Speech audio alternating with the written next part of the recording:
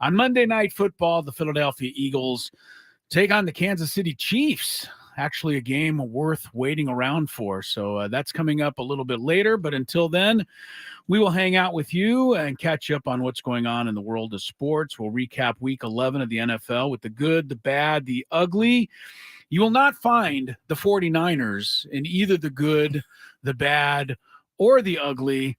They were not considered this week because of too much complaining by their favorite fan last week. I just dismissed them completely. It's a very flawed list, by the way. I didn't even look at their game. I didn't research their game. I didn't care if it was good, bad, or ugly.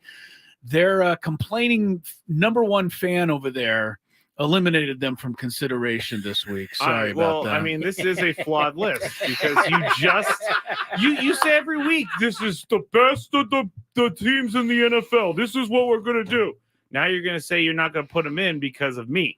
No, there was other games that were better. And I will agree other with you, games Chris. that were They did worse. not deserve the good, bad, ugly. Other games that were ugly. The 49er game was kind of laissez-faire yesterday, as was the Miami game. But we'll take victories, both of us, and move on to next week. Daily Gambit, Big Five, Chris versus the fans, all coming your way between now and the end of the show. We are 1 week removed from Skraby's self-imposed deadline on the Padres to find a major league manager.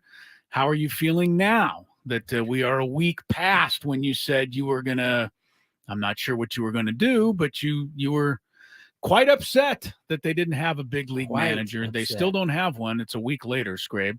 Well, again, something happened last week that was out of everybody's control. So there's a little. Have you extended your deadline? No, I have not, because they're still looking for a manager. I don't think they're going to announce anything this week. So they're going to go into December without, or I guess it's not December, but. Well, most of the reports last week in the wake of the passing of Peter Seidler said that they were certainly going to put it off last week to grieve, which we can all understand, but that they would likely name one before Thanksgiving. So maybe that means that we will have an announcement in the next couple of days. Let's go. Let's do it. All right. Well, tomorrow at 1:45 p.m., please. I will say, don't do it at 6:05. Just don't do it after the show tomorrow. That would be, we would appreciate that, Padres. The interesting thing is with the passing of Peter Seidler, it's all understandable. I think everybody is still in a bit of a shock and saddened by this. But it is weird, Tony, that we are into deep November now. Not only do they don't have a manager, there's no buzz about it at all. Like, nobody's reporting that this guy's a candidate, that guy's being interviewed. We're just kind of sitting here in a quiet, peaceful time, waiting for really one of the biggest announcements that this ball club is going to make in the next few months. Yeah, it's kind of weird. That's pretty. I think that's all accurate. I think it's a unique circumstance, right? Because you're right. At this point, there are no teams that need managers. So as we talked about last week, the candidates that you like aren't going anywhere. Right. And so has everybody's filled their managerial vacancy? Did the Brewers fill theirs? They did. They brought in Pat Murphy. Yeah, and the Astros filled theirs. Yep. That's right. Giants I don't remember his name. I don't remember the Astros manager. I remember them. He was the bench coach. I remember them getting one. I just don't remember what his name was. Yeah, so he's in. So so everybody's set except for the Padres. Okay, well then there is really, like you said, it's not like anybody's going to swoop in and get somebody that you're looking at. So we will relax and take our time. There was an article today on MLB page of ESPN.com. I don't know if you saw this one, Tony. It is one that you have to pay extra for on ESPN Plus, and I believe that fee is now $10 a month. It's gone up a little bit. Oh, a lot of it. It used to be $4.99. Now it's $9.99. So you have to pay twice as much for this kind of information. Kylie McDaniel, ESPN MLB insider. He must be so inside that you have to pay extra for his information. Shared his 3 baseball free agents to be concerned about, to be wary of.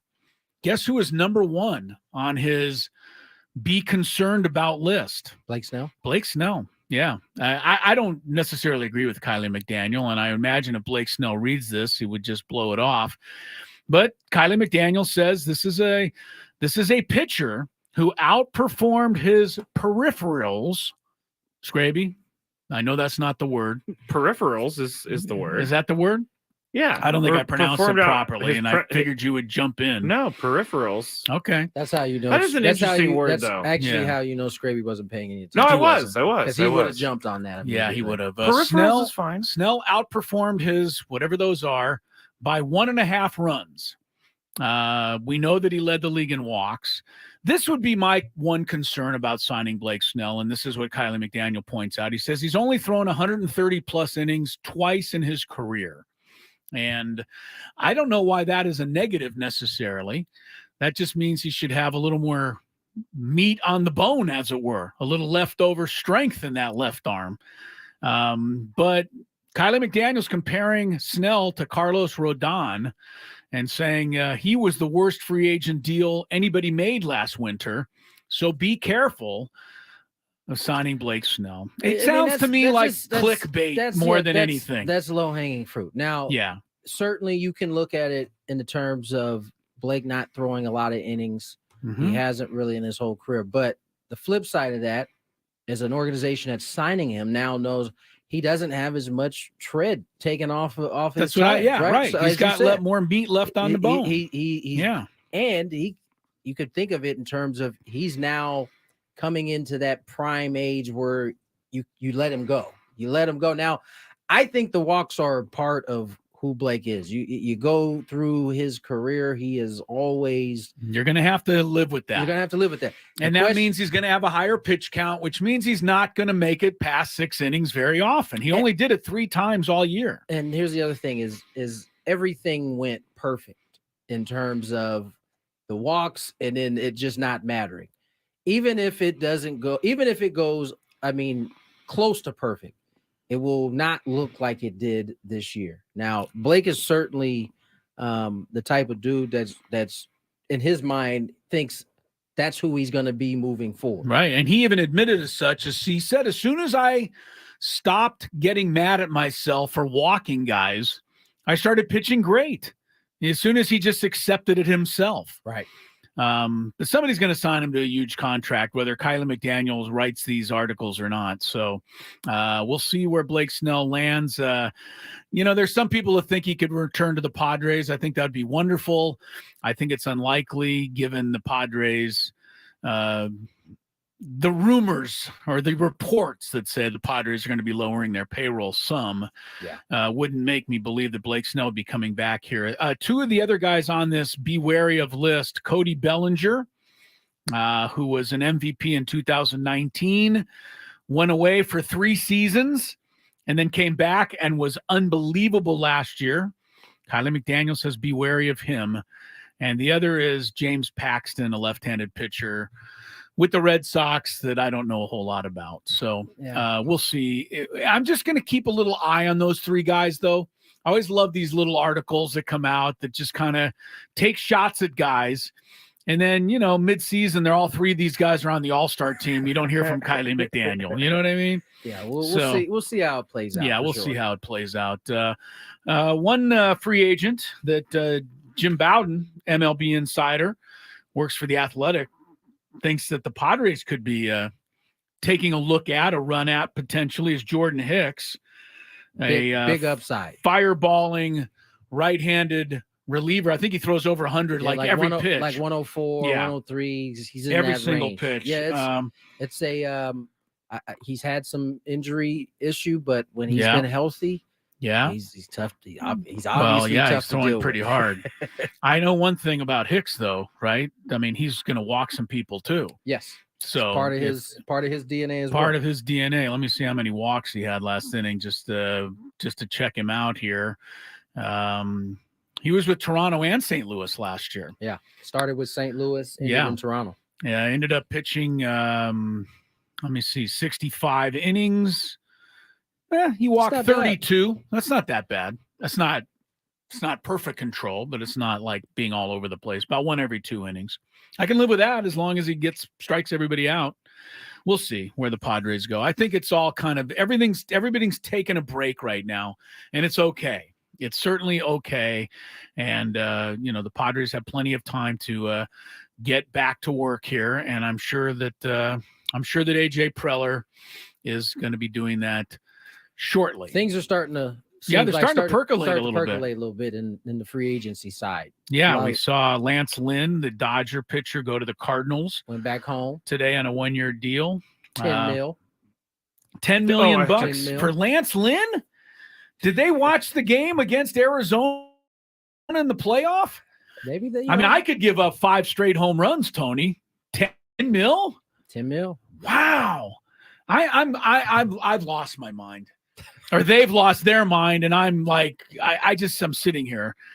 Skraby, how come you're not up in arms over this? I take it you think that's too much. It's way too much. I think that's like pretty low for a starting pitcher these days. $10 million for a guy with a 6.47 ERA? I don't know that this is true, but I feel most pitchers get for 1 year, starting pitchers, like anywhere between 13 and 18 million. Lance Lynn. Michael Walker, what was he making last year? 14? Yeah, Michael Walker was coming off a 12-3 season with an ERA of about 3. Maybe they feel he had a bad year. Okay. You ever think about that, Chris? Yeah, enjoy your 10. Well, good luck parting with that $10 million. What about I'll say right now, Lance Lynn's not making it through the season in the Cardinals rotation. Oh, man. There's absolutely no way. Let's not forget Aaron Nola. Big deal. Now that's worthwhile. Right. $172 million, but this guy's an all-star pitcher. Apparently the Braves were courting him. Yeah, and the Phillies are going to keep him. The Braves were trying to snatch in the division right there. Yeah, the Phillies said not so fast. Yeah, that's a good deal.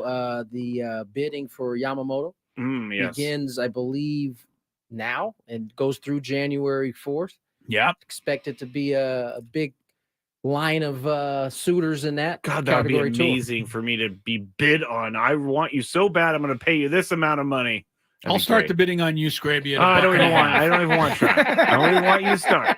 Chris, did you hear the Padres traded Scott Barlow? Yes, I was going to get to that. There was a couple of minor Padre moves over the last few days. Scott Barlow went to Cleveland. Again, excuse me for not recalling even the name of the right-hander they traded for, but statistically, he's about the same as Scott Barlow. He just saves the Padres money. Saves them like $6 million bucks. It looked like on the surface a very nice trade. $6 million, although it seems like it's on the margins when you're trying to get to a number. Yeah, that's a lot of money. A long way. Yeah, that's a lot of money. So good for AJ Preller on that one. The thing that I kind of wondered about is why would Cleveland make that deal? Basically, like I said, both of these guys are similar pitchers, but one costs $7 million, the other costs $6 million or $1 million. It just seems like one man's trash is another man's treasure. I guess. I think the Padres came out all right there. We'll see as they pick up this right-hander, Eniel De Los Santos. He got some good stuff. Against the Padres. They showed video of him on Twitter of throwing an immaculate inning, Tony. Yeah. I saw 9 pitches and 3 strikeouts. So De Los Santos is added to the pen. Barlow is off to Cleveland. The other kind of quiet note that didn't go totally unnoticed by the Padre Twitter faithful is that Austin Nola has been released for good. Yeah. And Twitter celebrated that fact over the weekend. That's sad. It is, man. Look, Austin Nola was a contributing guy on a team that went to the National League Championship. I tend to appreciate people who do good things for me. And he's a prominent member of the podcast 12 Games in October because he was in it. He had some games. He had some games. He was the guy who drove in some runs when the Padres absolutely needed it in the playoffs. He was the part of that 7, 8, 9 in the lineup that got them through the first 2 rounds. I appreciate what Austin Nola did here. Did he have a great year last year? No, he was not great at all, and the Padres had to move on from him. I hope he's able to get it back together. Maybe he had that eye situation. Yeah. Maybe he can get that squared away and get his career back. It's happened many times before to many different players, but Austin Nola will always have a good place in my Padre memory bank, although most of you are happy to see him go. Were you, real quick before we go to break, were you surprised to see that Trent Grisham was not non-tendered? That's a good question. I hadn't even thought of that one. I was focused on Austin Nola, but now what does this mean for Trent Grisham? Means at this point they're going to tender him a deal. They can trade him. They can, Okay. those are really the two options. But they are going to tender him a deal. Yeah. But he doesn't have to accept that and then could become a free agent at that point, or no, he has to accept. I mean, now it's just a matter of if you're going to go to arbitration and win or lose, or you're going to settle before and not go to arbitration. All right. That's going to be a hard one for him because his numbers don't support a big payday. You would think. Yeah. And we know what happens in arbitration. Corbin Burns came out of it hating the entire Brewers organization. Yeah, and then pitching fantastic baseball all year and almost winning the Cy Young Award. I don't know that matters too much. I will say this for Trent Grisham, Lance Lynn just got $10 million. So if that's the case, Trent Grisham's going to be a rich man. Is a 6.47 ERA similar to a 198 batting average? It's not similar to a guy winning back-to-back Gold Glove awards. I mean, Trent Grisham at least has that on his resume. That's true. Come on. All right. Well, I didn't expect Lance Lynn's contract to be the major sticking point of the first segment. Point. It's not as much of a sticking point as my beef with the Associated Press college basketball voters. Wake up, you people. They can't. They're My goodness. We'll talk about the Aztecs and a great weekend they had in Las Vegas, knocking off both St. Mary's and last night in a thrilling game, Washington. But alas, waking up this morning to find out they are still not in the rankings. We will discuss that and many other things as we get rolling here on a Monday get-together. Chris Ello, Tony Gwynn Jr., Matt Skraby, Gwynn and Chris, San Diego's #1 sports talk station, 97.3 The Fan. Stay up to date with everything going on with the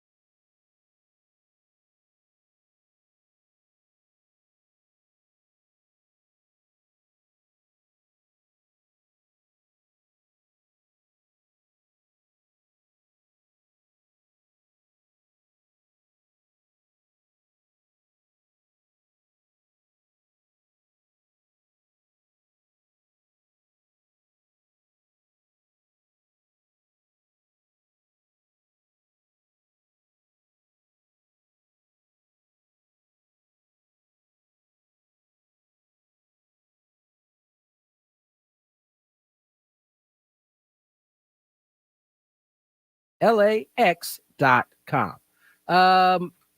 Some good things going on down on the Mesa right now, must say. The Aztecs come away with not one but 2 victories. They take down St. Mary's. Blew them out in the second half, Tony. Blew them out. Yeah, blew them out. They blew them out. They were down by 3, and they won by 25. Yeah, it was they beatdown. Locked it down in the second half defensively. Yeah, they did. And then in a shootout, basically the following night, they take down the Huskies in a thriller. And the one thing that has been a constant in this early part of the season for the Aztecs is Jaden Ledee. And a lot of times success, it leaves in its wake, some evidence of it, right? And we heard from Coach Velasquez before the season even started.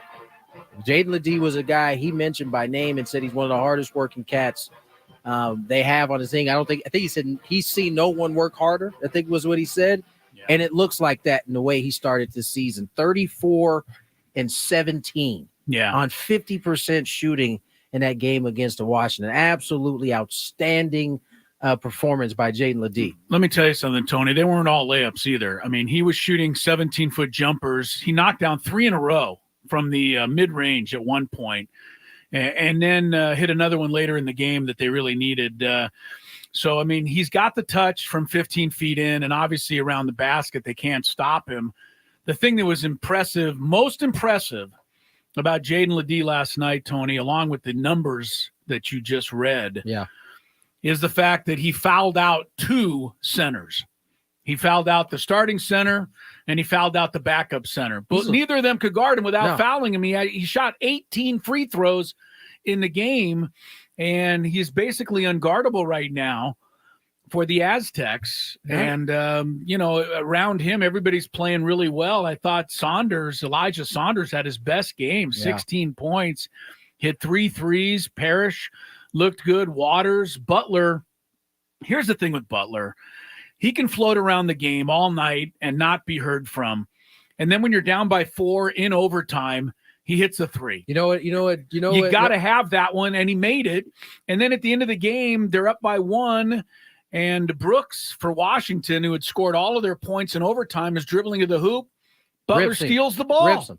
He takes it away and wins the game. He's a winning player. Yes, as you said, he his stat line may not even most of the time won't show you the value that he brings. Yeah. But plays like that at the end, whether it's a steal, whether it's a go-ahead bucket, he's not going to be afraid to take those, to be in those He's spots. already made one of the most important shots in NCAA history. So, yes, this is child's play for him. I thought it was a great win. I know that they did have a 12-point lead, though, with about 4 minutes to go. That's basketball. And let that get away. But I'll tell you what, Washington shot 53%.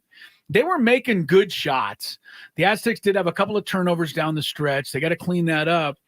But to me, this is a huge win. St. Mary's is a quality win. The only people who don't think so, as I said, going into the break, are the voters. I mean, the Aztecs went from number 31 in the AP poll all the way up to 29 after beating these 2 teams, plus they beat Long Beach State last week. That's right. And Long Beach State after that went into Michigan and beat them. So all 3 wins last week, to me, are quality wins for the Aztecs. And it's such a slap in the face. It really doesn't matter whether you're ranked or not because it's college basketball. Unfortunately, it decided on the floor with a tournament at the end of the season. So the rankings don't mean anything. Yeah.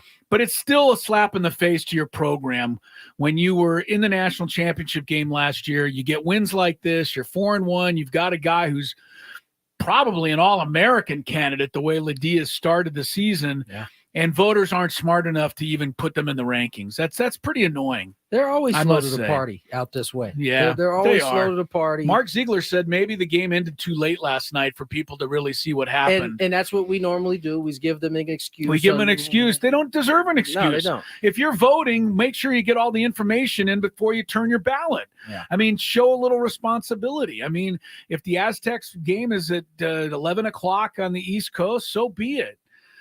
turn your ballot in this morning, whatever it is. I don't know. Yeah. It You're frustrates me, man. You're right. You're 100% right. It absolutely frustrates me. But Jaden Ledee did win National Player of the Week honors.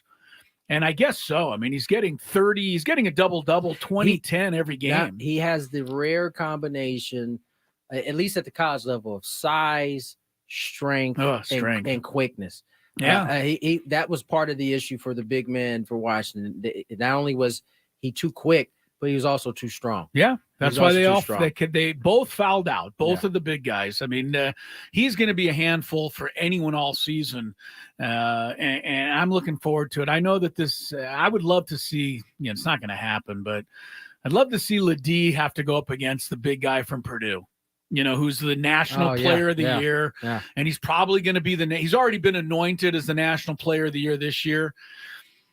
Ledee I've never seen them play against each other, but Ledee looks like he could score on anybody. You feel pretty good about that. I would feel okay. I mean, he might get a couple of shots blocked. The guy is 7'5", but as he should. You should get a couple blocks, but he would probably foul the guy out of the game. I just think Ledee is a monster right now, and obviously the Aztecs are going to be built around him. Dutcher's doing his usual phenomenal job early in the season.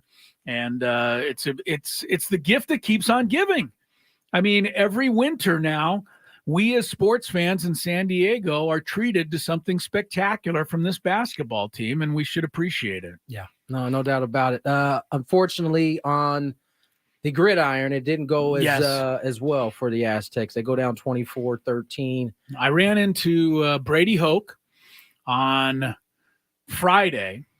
On campus, we were leaving to go with the women's team to Sacramento, and he was walking out of the athletic department. He was kind of incognito, Tony. Had a hat pulled down, sunglasses on. It was hard to spot him, but I did say hi. He waved, and I went over, and I just want you to know, for all of those who are happy to see him go, I went over and thanked him for everything that he contributed to San Diego State during his tenures. Because, I mean, this Aztec football program is night and day from where it was when he began. And, he said thanks and told him I was sorry that things ended up this way and I wish him the best of luck. But I was kind of glad I got to tell him. Yeah. No, I think that's the right thing to do. Yeah. If you get a chance to run across Brady, for sure. All right, let's get to break. When we come back, Skraby's Not mine. Skraby's favorite part of the show. Good, bad, and ugly. I thought you were minus the 49ers. More Gwynn and Chris on the way. Ben and Woods on the Fan.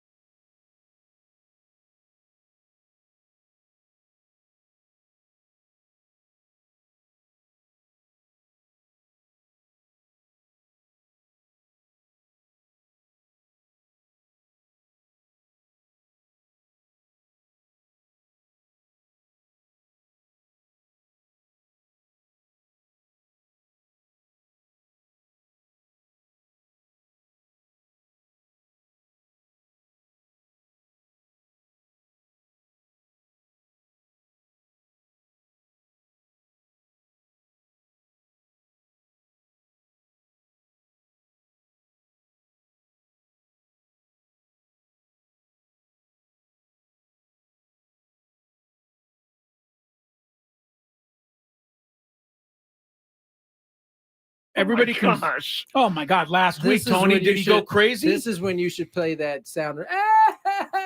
That crying. Except that's him. this. there you go. That's what you are. Well, last week they beat a team that was first place in their division on the road yeah, but the team very they played, convincingly. the team they played were sloppy, was super so sloppy. that's That's doesn't why matter. they were in the ugly category. Or was it the bad category? Yeah, the bad category is for Jacksonville's performance. It had nothing to do with your team, Both things can but be you true. cried about it anyway. Whenever I am a man not afraid to cry. Okay. Here's something you don't need to cry about. You Touche. can score a Turkey Day touchdown when you shop your whole feast in one trip, and that's it at Smart and Final. Use promo code SFT Hanks. Oh, I'm sorry. No, SF Thanks. They didn't separate any of the I'm words here. sorry. It's SFTHANKS. That's your promo code, which I believe is Thanks. SF Thanks. No, it was SFT Hanks. Yes, that's what I first said. Oh, that was great. Somebody's trying to mess with me. I mean, Yes. you looked at that word and you said SFT Hanks. I did. SFT Hanks for free delivery. I'll tell you one thing: people aren't going to forget the promo No, code they now. won't. This is great for them. That's right. You get free delivery on your next order. That's Smart and Final for your Thanksgiving shopping needs. Tony's getting his oxtail later today. Oh, Getting ready for his Thanksgiving. Can't wait. How do you cook it again? Do you personally? We are gonna smoke them, Smoke them like you got them. grill them, Hmm. and then Chris is making weird comments today, but I appreciate them. we're gonna put them in a broth. Oh, Wow. Yeah. Do you drink the broth after, or you use it for like soup or something? No, it's just Oh, all right. you gotta let the oxtail marinate a little bit. Does it start today and marinate until Thursday? No. We'll it's day of. It's Day about of. an 8-hour process. You gonna smoke Oh. them on the Traeger? No, I'm doing Or the big green egg. Green egg, baby. That's right. Yeah. Forgot. Switched up on them. Yeah. I actually, when we did all those commercials throughout the year, one of the options was smoking on the big green egg. Oxtail on the Be big green smoking egg. on the big green Right. egg. Yes, indeed. Oh, Getting hungry. And we should also tell people that Snoop Dogg didn't actually quit I smoking. told you. I do it with something. He quit smoking on the grill. Well, exactly. He's using smokeless grills now. He has a smokeless grill fireplace now. Snoop Dogg. That's No pretty good. smoke. It was good. It was just too serious. It was way it was too real serious. too serious. It's like this doesn't seem very But guess Snoop what? Dogg-like. Everybody talked about it. It was brilliant. Brilliant marketing. Good marketing campaign. Maui Invitational College Basketball underway. Gonzaga leads second-ranked Purdue 30-23 later in the first half. Of course, the Aztecs were in the Maui Invitational last year. All right, let's get to today's good, bad, and ugly. And, of course, we start with the good. And the Detroit Lions finding themselves in this category more often than they Yes, ever have they previously. Lions were down 26-14 with 4 minutes to go. Teams in that situation this year were 0-83 before the Lions rallied with 17 points to beat the Bears. Jared leans in, takes the snap, hands to Montgomery, head down to the end zone. Touchdown, Detroit Lions. They've got the lead back. David Montgomery against his former team, and the Lions. What a comeback. They got the lead back. He was serious. You about gotta, that. you gotta, Lions. you gotta They've forgive. got the lead back. You gotta forgive the guy. They haven't had a winning It's true. season like in. It's true. It's the That's a first good time they've been point. 8-2 since 1962. That is crazy. That is a long, long time ago. Lions beat the Bears 31-26. Is anybody else concerned about Jared Goff and how he has these games? Even though they won yesterday, you're not going to win a game like that in the playoffs where you throw 3 interceptions. No, you're not. All and he right. looks like Well, then I guess the 49ers can't win in the playoffs either because Brock Purdy had a game like that too. Everybody has And- games like that. and they lost the game. Yeah, That's are we- right. Are we worried about the Niners? I don't know how this. Well, I'm just trying to make. I wasn't a point. making this about the 49ers. Well, I was making it about Jared but you're Goff. making it that the Lions because have you- no chance because Jared Goff threw 3 interceptions this I season. don't think I ever You said. said, should we be worried? Is anybody else worried? Because you Yeah, seem to I'm be a little worried. like sometimes he has these games and I'm like, oh man, Jared Goff. So Jeff does every Goff showed up. quarterback, it seems like. he looks like Jeff. out Yeah, there. he looked like Jeff yesterday. All right. Also in the good category, another team that's never been to the Super Bowl, the Cleveland Browns. They come from behind, knock off the Pittsburgh Steelers. The Browns defense setting it up for a 4th walk-off field goal victory this season Wow. over the Steelers. Snaps it back. Ball down. Hopkins into it. Flag down. Kick is up. And the kick is good with 2 seconds left. Yeah, and the flag was against Pittsburgh. Cleveland wins it 13-10. The Browns are 7-3. Wouldn't that be a Super Bowl? 2 first-time That would be kind of cool. contestants, Lions and Browns. I wouldn't hate it. I would find something else to do that day. That would. I mean, if they got to that point, it would have to be must-see TV at that point. If the Browns, If both of them made it to Yeah. a Super Bowl, they're it'd the be 2 like, worst franchises in football, we basically. have to watch. at Browns that don't point. have a quarterback either right now. Not really. Denver Broncos didn't have a quarterback, but all of a sudden, they are riding the hot hand of Russell Wilson. A 4th straight That's win right. last night as Wilson takes them down the field to beat the Vikings. Trips left, Troutman to the right. Snap clock at 3, snap clock at 2 at 1. All out blitz on the way. Get it up, Russ. Russ throws the ball to the end zone. It is caught. Touchdown, Denver. That is Cortland Sutton, his 8th red zone touchdown of the year. That's also incredible. I got to tell you something. That final drive that Russell Wilson put together looked, I think it was 7 dump-off passes to running backs, P. Ryan. and then Oh, yeah. a duck that floated end over end into the end zone and found its way into the hands of Cortland Sutton. Well, Sutton Sutton went Yeah. up for it and Yeah, got he it. did. That's what Russell you're supposed Wilson to do at found that a way point. to get it done. Denver beats Minnesota 21-20. Don't look now. Broncos are 5-5. Wow. In the bad category, it started on Wow. Thursday night. Joe Burrow knocked out for the season, wrist injury, as the Bengals slip to 5-5, fall 2.5 games behind the Ravens. Baltimore wins that one 34-20.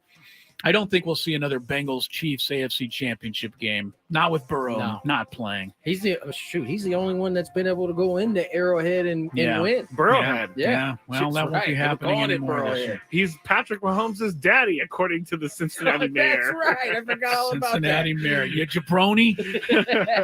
that. Dallas Cowboys put a regular participant in the bad category, the Carolina Panthers, to sleep. Panthers go to 1-9. Frank Reich took over the play calling, managed only 187 yards with that play calling, and his rookie star quarterback, Bryce Young, threw this pick 6 to Deron Bland. From the 25 play action, Young throws the ball, intercepted at the 30-yard line. Coming down the left side is Bland. Touch at the 5. He did it again. He did it again. It is pretty remarkable. This guy has Unbelievable. 4 touchdown Unbelievable. returns this season. That ties the all-time NFL record. There's still half a season to go. That'd Wow. be like a pitcher having 4 no-hitters in a 4 season. pick sixes. Like it's such an arbitrary like statistic. Yeah. Like Deion Sanders is perhaps the greatest corner of all times.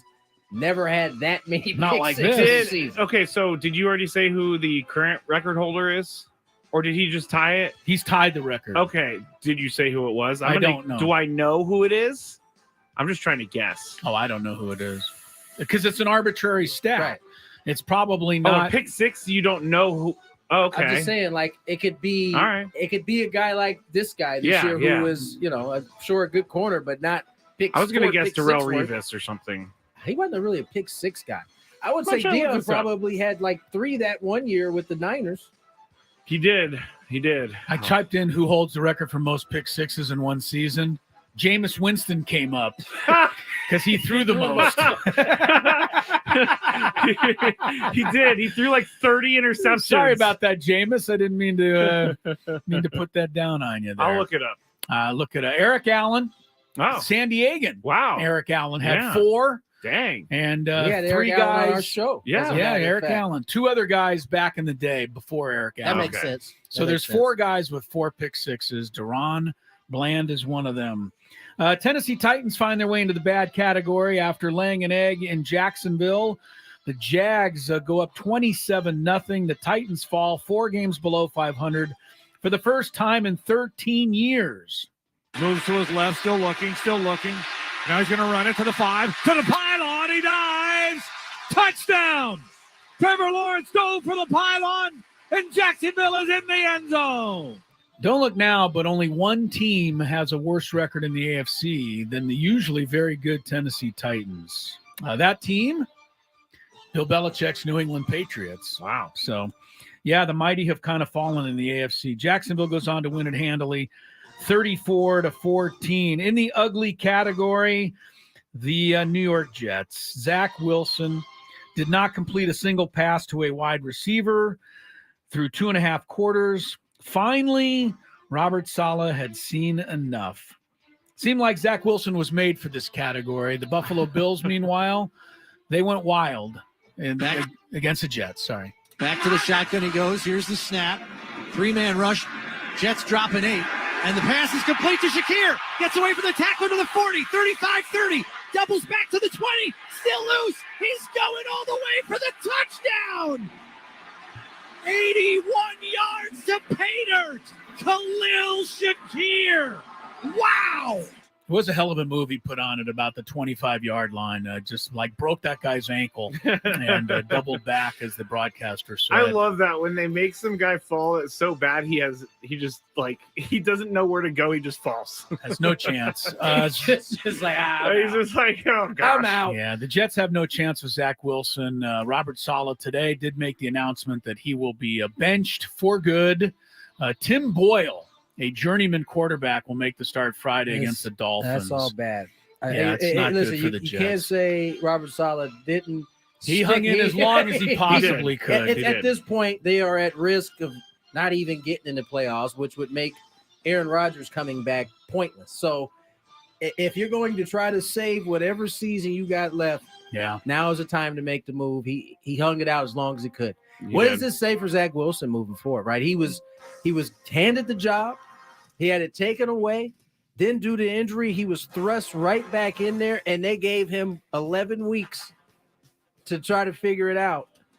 He never figured it out. Do they move on from here? He never Oh, figured yeah, it I out. I think got to so. say, Nathaniel Hackett, Oh, I am praying that they don't fire him before they play the Dolphins. Just keep him around at least for one more game, you know what's because he's got to be one of the worst coaches in football. You know what's interesting about the whole Daniel Hackett thing is we all Nathaniel. what I call him Daniel. Yes. Nathaniel. Excuse me, Nathaniel Hackett. We all kind of jumped on my man for Denver, right? Sean Payton. Yeah, For how he approached it. right. And rightfully so. He approached it completely out of pocket. But he was honest and right. But it doesn't I seem- mean, Sean Payton has had It some does- struggles this year too. yeah, but look where he Yeah, his well, team- he's got it his together team now. was what 1-5 to start. Yeah, they've the won year? 4 straight. They're looking all right. They might go to the playoffs. That's Denver. what I'm saying. Like It's crazy. maybe he could have chose a better tone and tact, Yes. but he might be about right. Yeah, he's got to be right. The Jets looked bad yesterday. I'm just worried that they're going to come up with a big game Friday and mess up my Thanksgiving weekend. I'm hoping. All right. Yes, of course you are, because why would you want me to be happy? Also in the ugly category, the Chargers are starting to make a regular appearance here after their defense snatches another defeat from the jaws of victory. Green Bay drives down the field to pull out a 23-20 win. Afterward, Brandon Staley said he is very confident in his defensive play calling. Packers weren't impressed. Takes the handoff to Jones, gives to Reed around the right end. He's got running room. 20, 15, 10, 5 to the house for the touchdown. Jaden Reed, the rookie with a Lambeau leap to the north end zone stands, and the Packers vault into the lead. I'll tell you what, the Chargers, it doesn't really seem to matter what Herbert does. It's just never quite enough. Their defense always gives up just a little bit more. Actually, what Staley said was let's get this out the way right now. Yeah, oh, he was I called upset. the I have You one of the understand what I'm clips. saying? I have that clip in the Big Five. We're going to listen to it. Okay. Yeah, it was very strange. He was It trying does- so hard to assert dominance. No, I think what this shows is that pressure may finally be starting to mount because he has been cool as the other side of the pillow for it's starting a to get to him long now, time. huh? Now these same questions after every game are coming. Yeah. He's not quite as Yeah. happy. I will Yeah. say this, Chris. You aren't the world's biggest Justin Herbert fan, but Justin Herbert plays hard. I mean, he had some runs yesterday. He got that- 73 yards Yeah. rushing. Just for the record, I don't think it's Juking ever guys. been. I don't think it's ever been questioned how hard he plays, how good he is. I think the thing that Chris and I are constantly talking about is that when other quarterbacks aren't getting victories, he got the lead for his team. His defense didn't hold it. I hate to say it, but that seems to be the out all the time. But the winning touchdown for Green Bay came with 2:33 left. So Justin Okay, Herbert had yeah. plenty No, of you're time right, to you're go down right. the field. You're right. That's the one drive that he didn't execute You're right. in. You're right. I forgot But about that's that part. kind of where I leave it with Justin Herbert. He's fantastic until you absolutely positively need him. You can blame the defense for losing the game, No but he doubt. had a chance. No, he you're had right. a chance. You're there. right. Let me ask you this: if you could leave 2:30 on the clock for Patrick Mahomes, Or any any most of your guys. top Yeah. quarterbacks, you feel pretty good about that. Oh yeah, 2:30 is an eternity. Right. Finishing up the ugly category was a performance that the Washington Commanders would rather forget. 6 turnovers helped your guy, Skraby. Hey, Tommy DeVito. 3 TD passes for Tommy. Tommy DeVito. That kid can play. Tommy DeVito. Let's listen to him. DeVito back. Lobs one right corner of the end zone for Barkley, who makes the catch and in for the touchdown. Tommy DeVito hits Barkley on a wheel route coming off the right side, and the Giants score a touchdown offensively in the first quarter.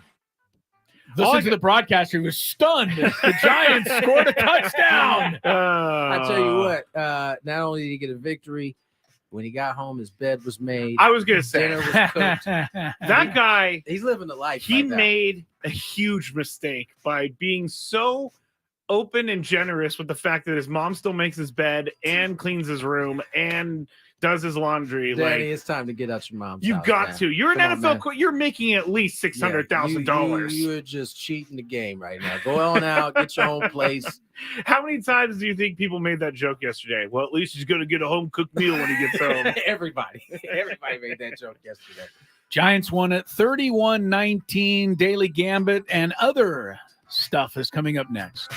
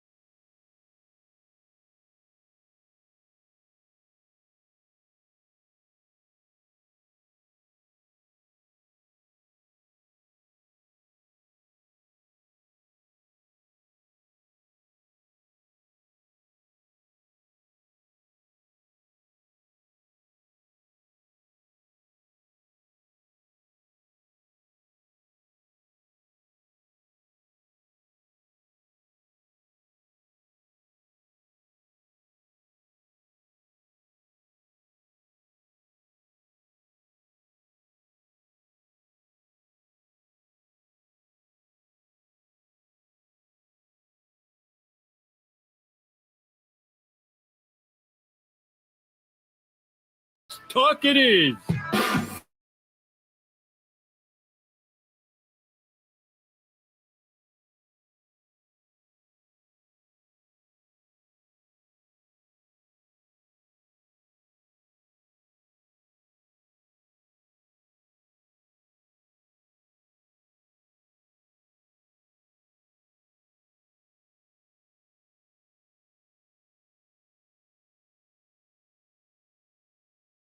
Our fearless producer. Gwynn and Chris starts right now on 97.3 The Fan. Into the 3 o'clock hour, we roll. Tony Gwynn Jr., Chris L.O., Matt Skraby with you for a short show, 4:30, Monday Night Football. I didn't ask who's playing today. You actually know because it's a worthwhile game. Yeah. So That'll come to me. Hold on. Oh, wait, you don't know. oh, wait, hold on, Chris. Hold on. It'll Chris. come to me. Hold See on, if you Chris. can come Hold up on. with it. Taylor Swift, Hey. Oh, there you hey, go. hey. Chiefs, Mike Trout. Eagles. There you go. You Thank gave you. him hints, though. Thank you. Thank you, Chris. Taylor is You're not welcome. going to be there, guys. I'm What? worried about Travis. What? Is that official? I read earlier when I was doing my research on Travis, there was I don't know if you guys heard, there was a horrible thing that happened in Brazil at a Taylor Swift concert over the weekend. So I didn't hear what happened. apparently one person died of heat exhaustion, I believe, because it She was canceled over. her shows because of that, right? Yeah, it was over 100 degrees in the venue, and there was no like air conditioning, and people were passing out like crazy. We got a daily gambit. Let's just move Are on. they to somehow that one. blaming this on Taylor Swift? I don't want to get I into it hate because I don't know the full details, Scrappy but wants to blame it but on a Taylor lot of Swift. people A asked lot. for There's that a lot of no, people. hold on. A lot of people asked for Travis Scott to go to jail whenever his thing happened. That- Travis Scott was imploring people to rush the stage and people got crushed. That seems different than Taylor Swift singing and everybody dancing and Why jumping did they around close in the heat. air conditioning vents? You think she was like, I order you guys No, to I don't close think the that air she has conditioning those. I vents? don't think she has anything to do with that. Exactly. So I can't believe I'm defending her, but I have to defend her here. I at mean, least I on the just don't like surface. it when some people get the heat and some people are like, it's okay. She's Taylor But, Swift. There's but you're different- getting the there's heat different- because you told people to rush the stage and somebody got crushed or people got crushed because of your I'm direction. impressed that Chris even That's a knows big what I'm difference. talking Hey, about. I'm not gonna lie. I am and he knows the impressed. details. I am very impressed. It's a big with Chris right here. difference. I'm hip. All right. All right. All right. Chris has given us the one-liners today. Daily Gambit. You ready to go, Scrape? Yeah, let me just write down that I'm hip note in Oh, here. here he is. All right. Already plotting. Yes, here we Here's go. some Daily Gambit. Do you like money? I think about money a lot. Do you like money without doing anything? Winning. Do you want to make money while watching sports? I think Washington is immortal luck. Washington! Woohoo! If you answered yes, this is your segment. Just don't blame us when you lose. Nothing is ever your fault. It's your game. Take it. Gwynn and Chris go through the top bets of the day in The Daily Gambit on 97.3 The Fan. Daily Gambits, our daily sports betting segment here on Gwynn and Chris. Everybody, please gamble responsibly. I again put together a parlay for the weekend, and let's see how it went. Plus You $5.95. know how it went. Why you don't even entertain this like it's had a chance of being completed? Well, it started great That's how it often starts for you, Scrape. with the Raiders. What did they lose by, Chris? 7. 7, yeah. So That was a plus big 13 and number. a half. I got that one, that leg You took correctly. the Raiders. Awesome. Dallas Cowboys at the Panthers minus 10 and a half. Dallas, they won by 20 something. Awesome. And then those stupid Detroit Lions Mm. needed to win by 8 or more over the Bears. They did not. So the parlay is dead right there. Detroit's not interested in your 3-legged parlay. No. Jeff Goff. Didn't see anybody. That's why he brought up the whole thing about him throwing interceptions now. Oh, no, I don't care about that. Oh, yeah, you do. No, I really am concerned about Jared Goff. Okay. San Diego State. Tony and I bet on San Diego State and St. Mary's basketball on Friday night. Both of us chose the Aztecs. Both of us were very correct. The Aztecs got plus 1.5 on the spread, but they won by 25, 79, 54. I'm not gonna lie. I watched a little bit of that. I hadn't heard anything about St. Mary's other than what you said before. Yeah, everybody said they were great. Man, when they blew them out in the second half, I was thoroughly surprised and excited at the same time. Like, but St. Mary's would actually go on the next game against Xavier and get blown out again. Oh, they got blown out again. They did. So that victory is nice, right now, but not as big as it seems. I don't know. Something's wrong with St. Mary's, and that's too bad for them. Going over to Aztecs, not concerned personally. Too bad for them. Yeah, I'm not going concerned. over to Aztecs football. The San Jose State Spartans were 14.5-point favorites in this one. Aztecs. Tony and I still went with the Aztecs, and the Aztecs did cover, but San Jose State won 24-13. Yeah. Last one we bet on was UCLA and USC, and let me tell you, I was pretty surprised when I turned on this game.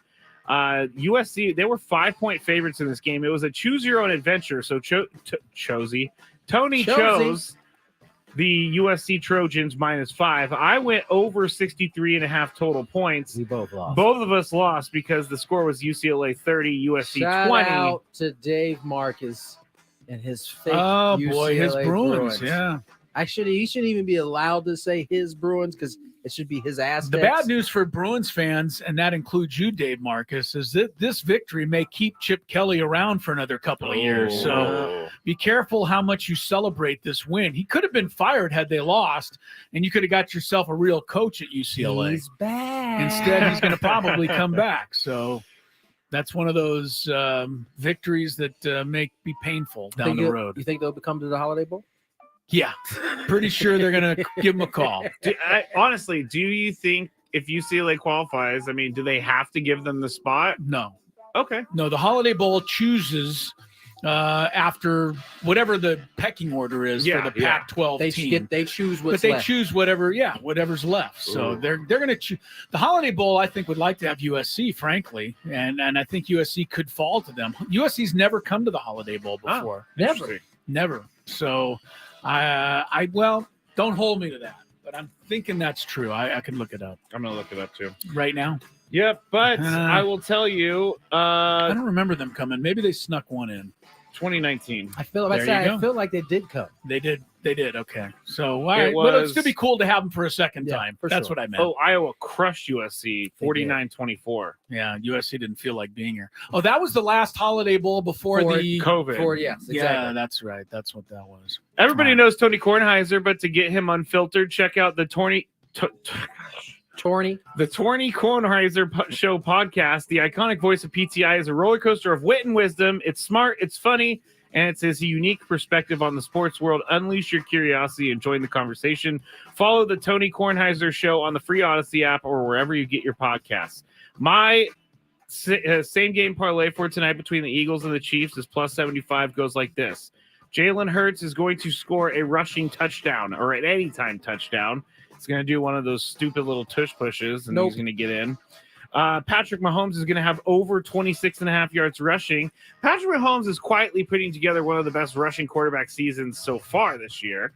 Joshua Dobbs is up there too. And then the Chiefs -2.5 on the spread. I think the Chiefs, even though Jason Kelce says this isn't a revenge game, I think it is for the Chiefs. Jason Kelce plays for the Eagles. I know, but he said it's not a revenge game, but for the Chiefs, I believe. But why would the Chiefs be looking for revenge? They won the Super Bowl. Well, okay, not revenge. I guess I should have used a different word, but what word should you use? They should assert their dominance over the Eagles. Got it. Yeah. There you go. That works. All right. Very good. That's what Jason Kelce must have said. He said it in better... For us, it's not an assert your dominance type of game. Yeah, you're right. You're funny. I choose the wrong word. Okay. Yes, you did. Go ahead, Chris. All right. We've got... Okay, SFT Hanks. Yeah, well, the thing is the difference is you're going to make a promo out of my slip up. Yours will go quietly into the night, I'm sure. Yours would actually be funnier. Yes, talking about the Eagles or the Chiefs looking for revenge. I know. As I'm watching them celebrate on the NFL Network Super Bowl replay, it's so crazy. Yes, if you want proof that they won the game, you can watch it on NFL Network right now. All right, we'll start with Travis Kelce tonight. With or without Taylor Swift, 75.5 receiving yards is the over-under for Kelce tonight. He's been under that the last few weeks because Taylor hasn't been there. I know. When she's there, he's way over it. As the Chiefs look to assert their dominance, Yes. he's going to go over 77.5 yards. Tony says over. The last time he had a great game was the night that I Taylor got Swift free was there. Lululemon pants from Tony in the event. So I'll go over. Scrappy, you're going over, I'm sure, because he's on your team. I need a big game from Travis Kelce tonight. Over 75.5. All right. College basketball tonight. Good matchup in the Maui Invitational. By the way, Gonzaga leading Purdue 39-36, early second half. But later tonight, not in Maui, they're actually playing in Honolulu this year, but it is the Maui tournament. Marquette ranked 4th in the nation, 6-point favorite over Dave Marcus's UCLA Bruins. Chris will go first. I read about this game on the cover of the San Diego Union Tribune today. I want to thank I want to remind somebody who is the sports editor or whoever works for the San Diego Union Tribune, Kirk, pass this along. We are the San Diego Union Tribune, not the LA Union Tribune. The top 2 stories in the paper today were the Charger game and the preview of the UCLA Marquette game. That's not what I'm getting the San Diego paper for, honestly. I don't mind you mentioning that stuff, but we're not in LA. I don't understand it. Let me pull up. I haven't seen the paper today. If you look at the cover of the paper, the top story is the big Charger thing, and then a big old thing on UCLA Marquette, and I'm like, why? all that tells me is that maybe their research is showing them, and that's what people want.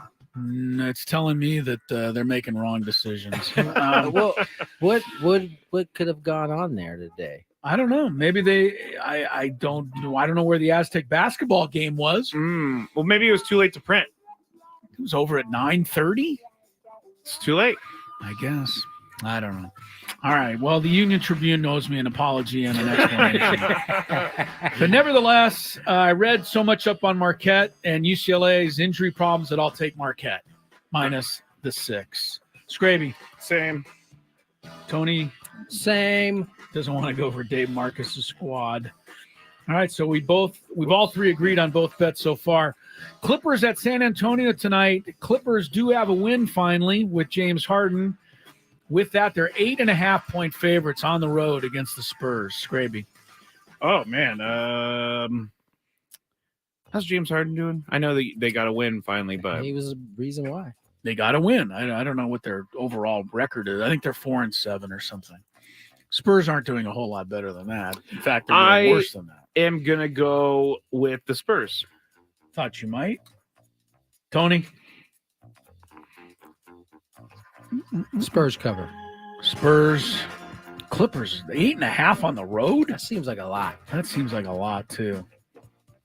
Well, I could take the Spurs, and then we would all three agree on all three games. So we start out 3-0 for the week. All right, why not? It's a very short week. Well, we'll see.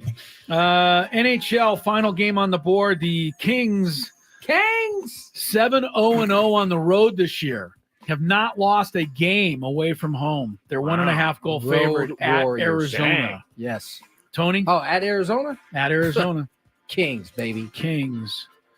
All right, I'll take Kings. Skraby, you want to do one contrarian, or do you want all three of us to go the same on all 4 games? Last time I picked the Yotes, they didn't do anything, so I'm going to go Kings. All right. Kings! So we're all 3 agreeing on all 4 bets. That's kind of crazy. I don't think that's ever happened. Why do I foresee an 0-4 coming our way? Because we're all in agreement. That's Yeah. probably why. We'll see how it all turns out. Check in on the results tomorrow. All right. Let's step away, get to break. More Gwynn and Chris headed your way. Here's some traffic. From the 97.3 The Fan Traffic Center, here's Kelly Danick.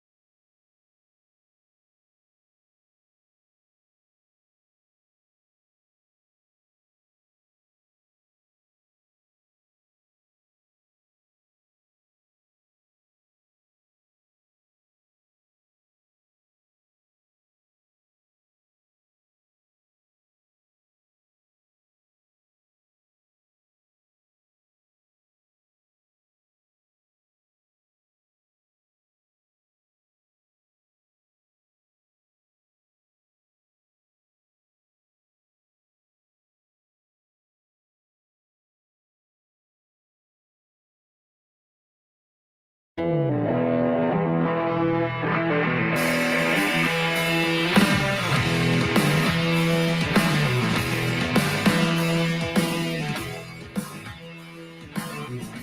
headphones just broke. Good way to start off this segment. 3:20 is the time. Crisello, Tony Gwynn Jr. Skraby, not going to be a part of the show. I can You're still going hear to you. still try to use that broken down AirPod. You know, people could see you trying to stick that in your ear right now, too. Oh yeah, I forgot. Yeah, I'm just gonna use it for the rest of today because I was putting it in my ear and it broke. You can't just use one. I'm not Chris. Okay, I Yeah, gotta but that have one both. doesn't. That one's not even staying. It's working. Together. It's As working. you see, I use only one, and it works just fine. Works just fine. Except for when we play audio that's on the right side, and Chris goes, "There's no audio playing." That's true. When it's only a one-channel audio and it's supposed to be in the left ear, I can't hear it because I don't have anything in the left ear. That's true. There's no audio. There's no audio, and I get upset. Those of you who can see, of course, can see because we are broadcasting, streaming now on the YouTube. Just search for 97.3 The Fan. Of course, Gwynn and Chris rolling on until Monday Night Football tonight, Chiefs and Eagles. I know you guys want to talk about the Baseball Hall of Fame. Adrian Gonzalez is on the ballot to be a Hall of Famer. Some others include Joe Mauer. I didn't know he had retired. Oh, you guys. As soon as I saw his name, I knew this was going to be a thing. Chase Utley, among others. But I wanted to bring up something that's be kind of blowing up, and I don't know if it's blowing up in sports or around sports, but I talked to 3 or 4 people this weekend, guys, that wanted to know my thoughts on, and correct me if I get her name wrong, Clarissa Thompson. Oh, Carissa Thompson. Carissa Thompson. Yeah. I have some more update on that too. Give me a little update, but she's the sideline reporter for what is it, Thursday Night Football? Yeah, you don't watch. You've never seen her because you don't. No, watch I don't Prime. watch the Prime. She's no longer a sideline reporter, from what I know. She's the pre and post game host and halftime host. Yes. And also she's the Fox studio anchor on Sundays, so she gives the updates. Good for her. She probably shouldn't be working anymore. And wow. The reason I bring this up is because the more I think about this, the more it really threw a lot of hardworking people, especially women reporters, under the bus. Yeah. And there are a bunch of people that are really mad about this. And if you missed it, she said that, she previously in her career made up reports on the sideline. She didn't interview anybody. She just went on camera and said what she thought the coach might say and made it seem like she actually did the work. And, when this first story came out, it seemed a little harmless, but the more I think about it and the more people that respond to it, I mean, women are really ticked off because it's like, I mean, how many sideline reports did you hear this weekend? You probably heard 6 of them. Every single time it went into my mind. I wonder if you really, mean what you're saying. And I'm going to give most reporters the benefit of the doubt, but what is it? Carissa Thompson has put doubt into everybody's mind. Now, and I don't know that she intended this, but that's the consequence. I made the same point on Friday. Yes. Okay. What we did discover was that was just the piece that was put out there that she said she was making up.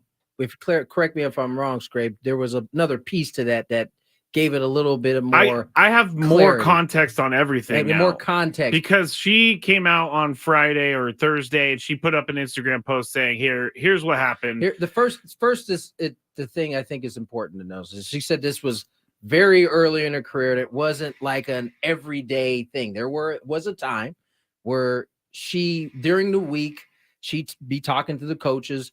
And at halftime, they couldn't do an interview, didn't want to do an interview, whatever the case may be. So she used the information that she had gathered through the week and applied what is happening in the game to whatever halftime report she was saying.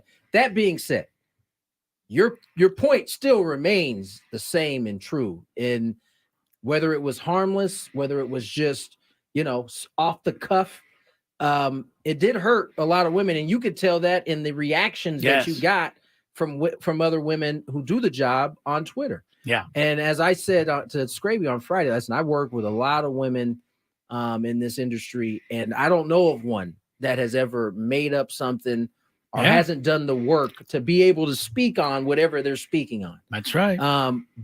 But I do want to, it does feel like when this clip or statement was put out there, everybody jumped on the verbatim of what she said instead of really finding the context. Yeah. Either way, it's still damaging, but I think when there's context, it's a little bit different in terms of her personally. This was actually first a conversation in 2022 on her podcast with Erin Andrews, and it didn't pick up any steam. No, and Erin Andrews, I'm hearing or reading that Erin Andrews kind of admitted to doing the same thing. Yes, I'm going to get to that. Which is not great for Erin Andrews either. Here's Carissa Thompson's incident that she brought up as to why she made up a report. She said, according to Sports Illustrated, she explained, 2008, I was covering every Lions game because I was a baby reporter and got all the bad games. And it was the year they were 0-16, and Detroit coach Rod Marinelli at halftime, I was like, oh, coach, what adjustments are you going to make at halftime?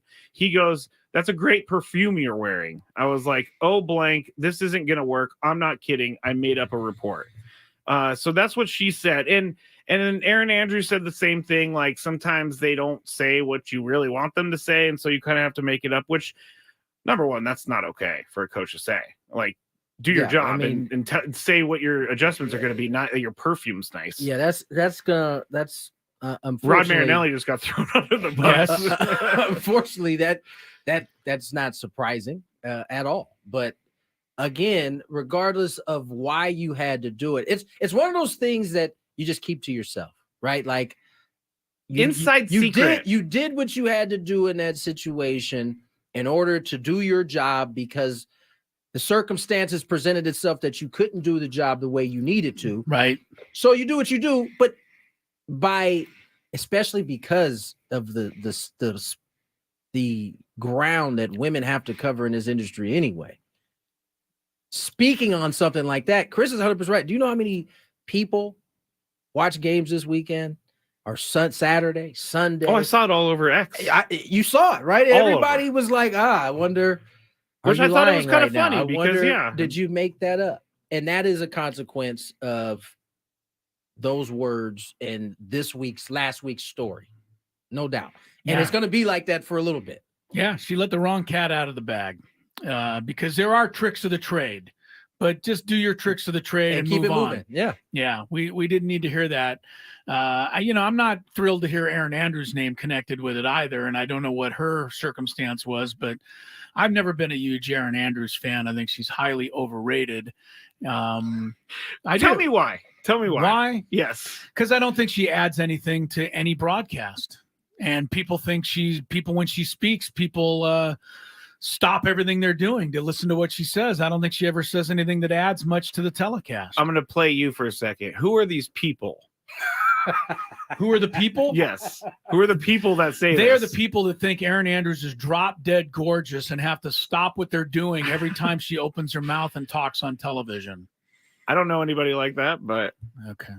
I get it, Chris. And in the Big Five, I will have Erin Andrews didn't even give a statement. She had her person give a statement. I mean, it's not as though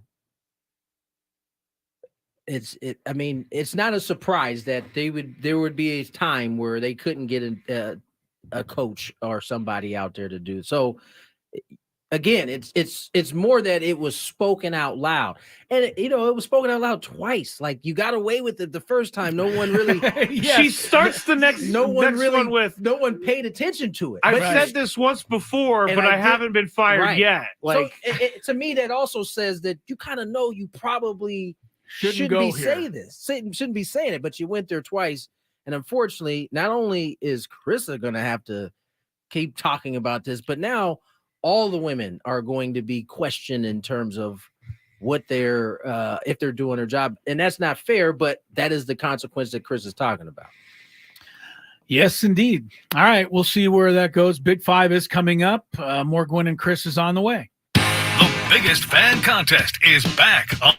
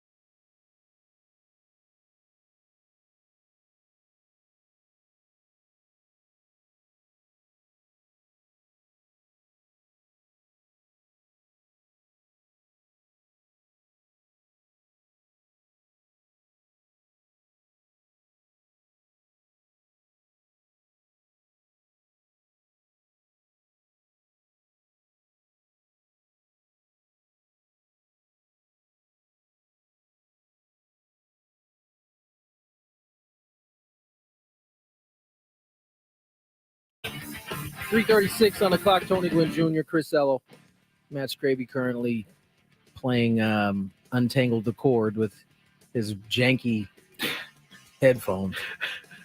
It's like falling. I get to talk about your headphones after having my headphones literally falling apart on my ear. Now it's you. Guys got to try the one-eared version. Skrabe is all one that's straight left, man. line, doesn't spaghetti on me. Doesn't But you get can't tangled. hear audio in the left channel. Only, I know, but- only when it's a one channel.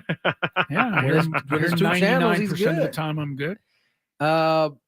We mentioned it a little bit. Hall of Famers. We were going to get into it, and then the last segment kind of took a life of its own. Yeah. But there are some newbies on the Hall of Fame ballot. There's Skrabe. Yes, I will ask you in the Big Five. Oh, it is a big five. Yes, I changed it because we talked about Kylie McDaniel earlier, saying that Blake Snell was his number one be careful signing guy. That's sorry to use your subject there. I didn't know that it was different. That was actually 2 Chris minutes that ago. used it. So. Oh, all right. Well, I'm glad I used it. Kareem Jackson. He's gonna be pretty light in the wallet after these next 4 games. He's been suspended by the NFL for a hit on Joshua Dobbs that created a turnover and was not penalized for in the game. Yet he is going to pay a whopping $889 in those 4 game checks that he's losing. Nothing. Well, waiting. I didn't see the hit. I'm so- looking at it right now, and The problem for Kareem is that this isn't his first act this year. No, and I think this might be his 3rd act this year. I just retweeted it at Matt Skraby, reposted it. But what happened was Kareem Jackson comes in straight on Josh Dobbs, and he kind of launches his helmet into Josh Dobbs's helmet. As a matter of fact, he looks like a torpedo, honestly. As a matter of fact, I think this might have been his first game back from suspension. Really? Jackson was suspended 4 games after week 7 for following a hit on tight end Luke Musgrave, which he was ejected.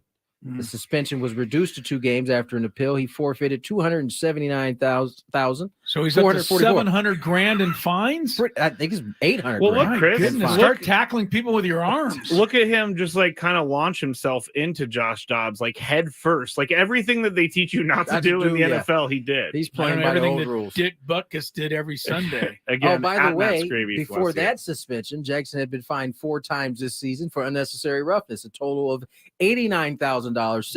Goodness, they are in his pocket. This guy's never gonna have any money. I hope this guy's not married or have kids. His wife would just be furious with him. Yeah, that's deep. That's what'd you do that for again? $800,000. I don't know what he's making on the year, but I'm sure no matter how much he's making, losing that kind of money, not going to make the fan happy. Good. No, not at all. All right. He's making this year. He's not making enough. His base salary is $2.5 million, and he's already given up over half of it. He's cut into almost half. Dude, stop doing this. Gotta learn how to tackle. All right. Let's get to our big 5. From the 97.3 The Fan Traffic Center, here's Kelly Danick. Traffic is sponsored by SDG&E. Just a couple problems here, guys. Crash has cleared on northbound 5 coastline just past Via Del Valle, but we're still seeing a little residual slowing. Collision on the Civic Center on-ramp to eastbound 78. Southbound side of the 805 on or near the Nobel on-ramp. There is a collision involving a couple vehicles. In peak wildfire season, as a last resort, SDG&E may need to shut off power in specific areas for public safety. Learn more about public safety power shutoffs at sdge.com/PSPS. I'm Kelly Danick with Gwynn and Chris, San Diego's #1 sports station, 97.3 The Fan. It's that time of the show when we check on the latest in sports. Only the most important topics and questions are brought to light. Stop what you're doing and listen. These news stories will astound and amaze you. The one, the only. Oh my God, who the hell cares? The Big 5 starts now on 97.3 The Fan. Stay tuned for just 20 minutes from now, almost 19 minutes from now, because we are going to be calling our biggest fan name. It will be at 4 o'clock. If you hear your name, you need to call us back, 833-288-0973, in the 10 minutes after you hear your name, and you will have a chance to win a night in the Odyssey Suite with friends, family, and 97.3's hosts. The biggest fan contest is presented by the San Diego Seals. Tickets are on sale now at sealslax.com. All right. Number 5.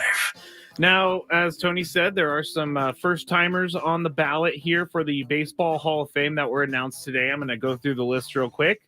And then, Chris, you're going to start, and you're going to tell us whether or not any of these people are first-time ballot Hall of Famers. So here's the list. Jose Bautista, Adrian Beltre, Big Sexy Bartolo Colon, Adrian Gonzalez, Matt Holliday. How funny that those two are back-to-back. Victor Martinez, Joe Mauer, Brandon Phillips, Jose Reyes. Breaking news, Joe Mauer? Yes, that Joe Mauer. Okay. James Shields, Chase Utley, and David Wright. Chris, any first-time ballot guys on here? Beltre. That's an easy one. I'd have to look at Adrian Gonzalez's numbers. He doesn't seem like a Hall of Fame player to me. Seems like a really, really great player, but not Hall of Famer.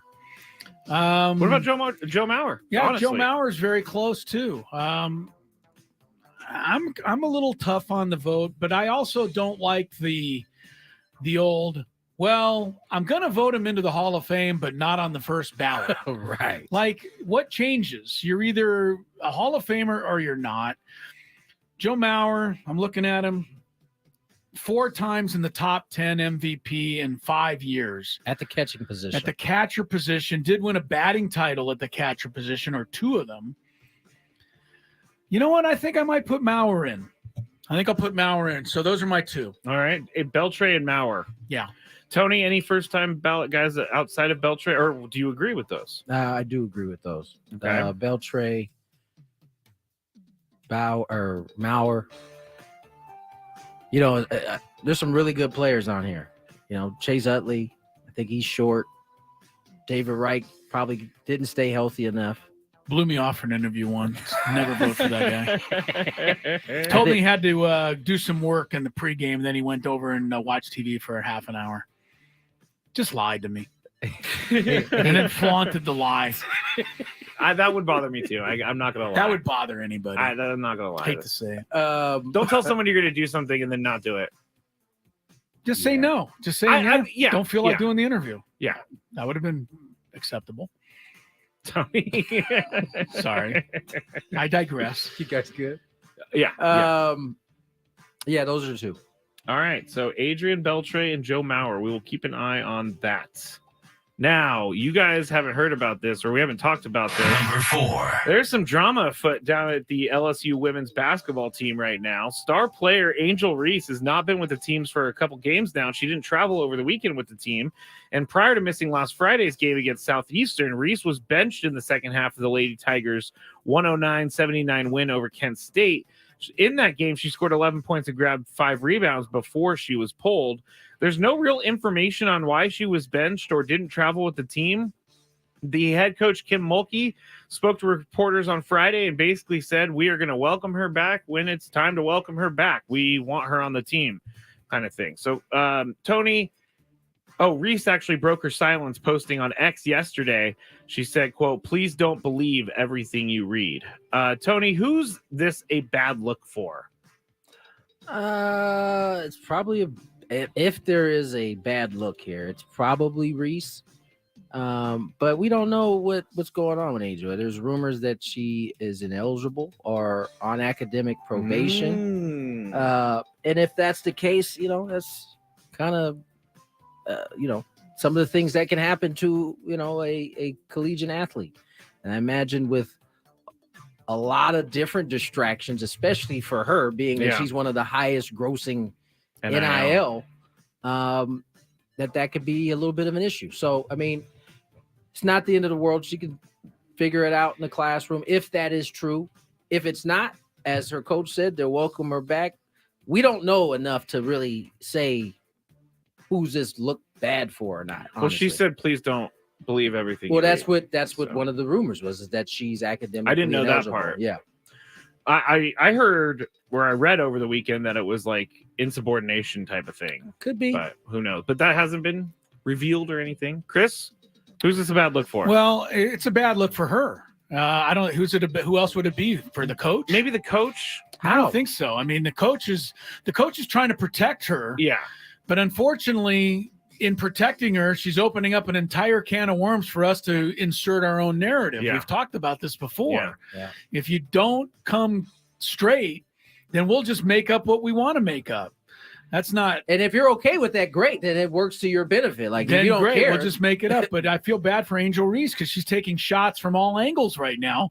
Because the only thing anybody really has read is the little bottom line ticker that says she's away from the team and nobody knows why and nobody knows when she's going to come back. And of course, our society, that means we get to make up a whole bunch of good stuff. TMZ it to death. Yeah. So this is a really bad look for her. And if she's ineligible for grades, that's something she, could address and say, hey, I slipped up in the classroom. I got to, pass some tests here to get back eligible. It would certainly put an end to the whole situation. I'm actually kind of happy that the NCAA, if it is indeed the grades thing, though. This is a school thing. Oh, it's a school. I thought NCAA had grades. I mean, you have to have a 2.0 in order to play, but the NCAA isn't like walking around. The hard thing to believe about the grades part, though, Tony, she already is played, that right? she played and was pulled in the middle of a game. Right. So they maybe didn't it's just not find out midway through a game. Oh, you failed the test. Yeah. You're out. Test score came in. Get out. Yeah. So maybe that's not it. I was just saying that was one of the things floating around there. So interesting. Well, we'll keep an eye bad on look that for too. her. Yeah. Almost as bad a look as when she did the face wash thing to Caitlin Clark. I didn't really. Although care. that came in a W and Yeah. not too long a national championship, so I don't think that one qualifies. Head coach of the Chargers. Well, let me start it like this: the Chargers Current head coach chargered again. Yes, not did. Former. Current head coach Brandon Staley had a testy exchange with a reporter again. Here's his response to whether or not he would continue calling defensive plays for the team. I have full confidence, like I've told you, and like I've told you from the beginning, I have full confidence in our way of playing. Full confidence in myself as the play caller, in the way that we teach, and the way that we scheme. Full confidence in that. We got to bring this group together and do it consistently, okay? And that's where it's at. So you can stop asking that question, okay? I'm going to be calling the defenses, okay? So we're clear. So you don't have to ask that again. All right. It's going to come again if they keep the defense. Why do I think if Jim Rome was sitting in the front row, he'd raise his hand and go, Coach, are you going to be calling defensive signals anymore? And then Brandon Staley he and Jim Everett would go over there and deck him. I get why Brandon Staley is upset, but he's upset every single week.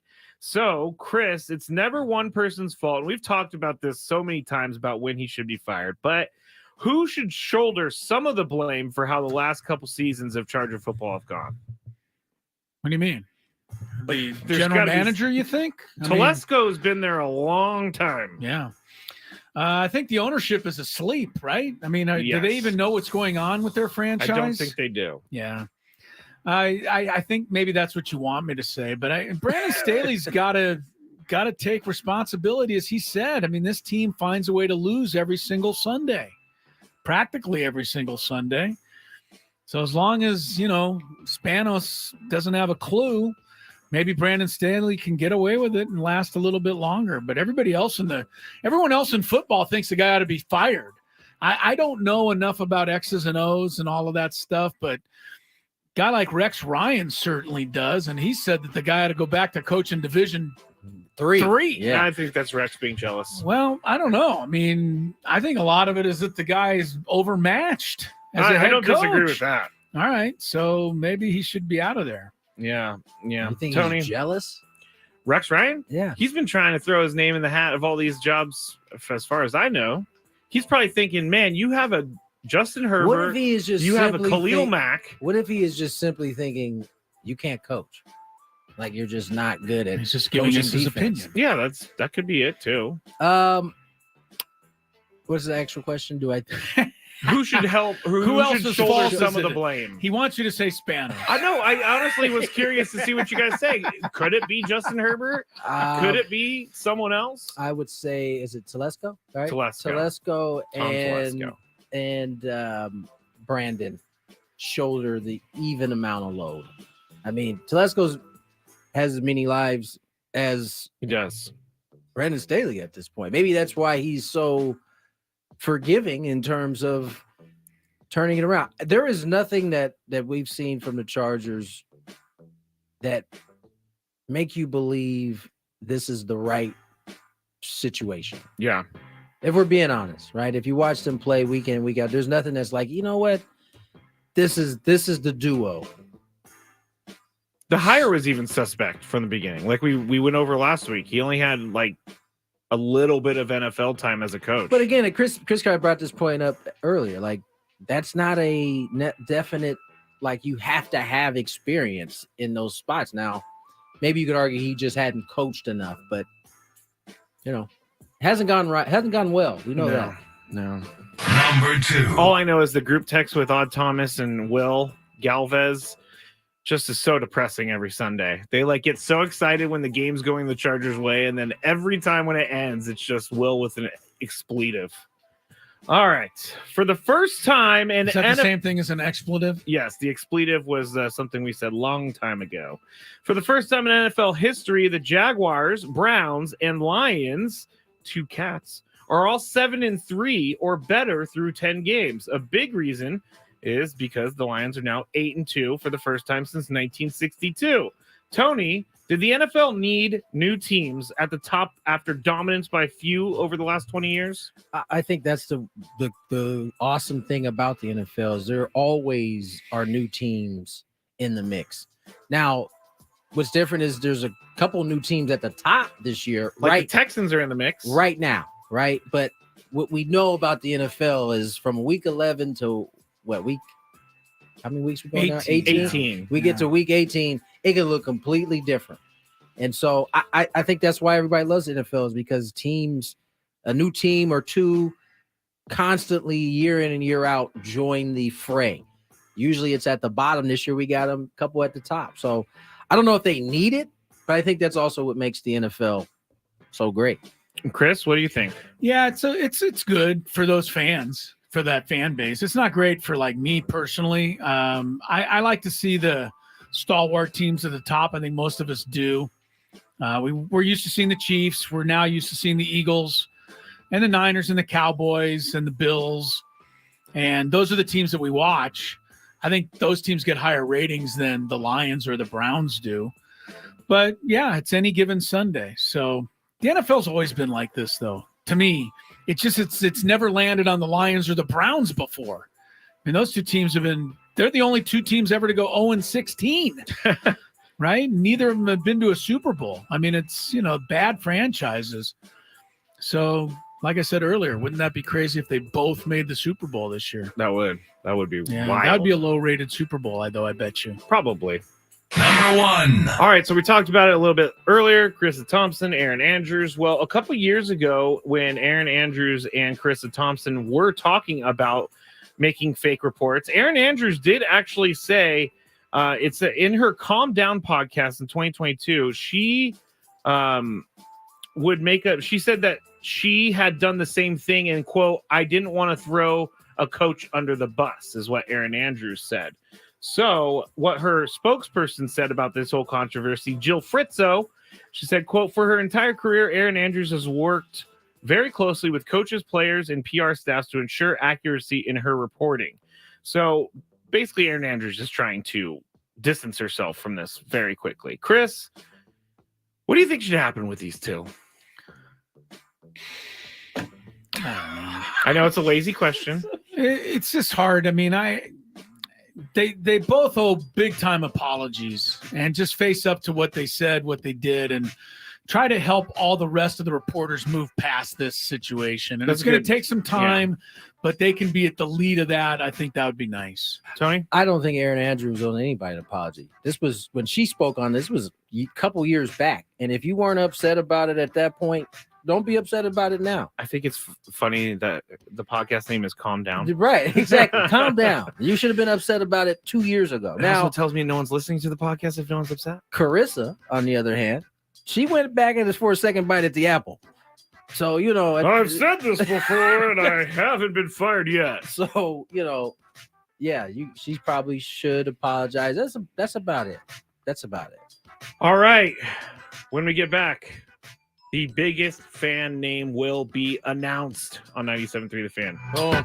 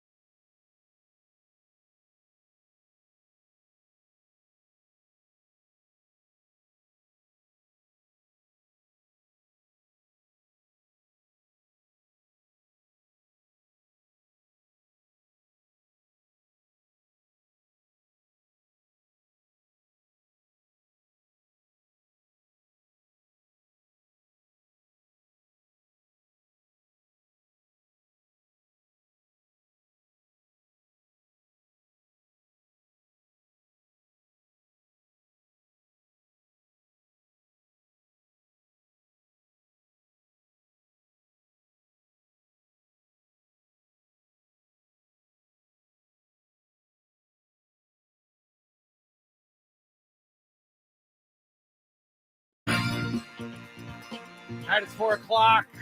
You out there know what that means. It's time for the name of today's biggest fan.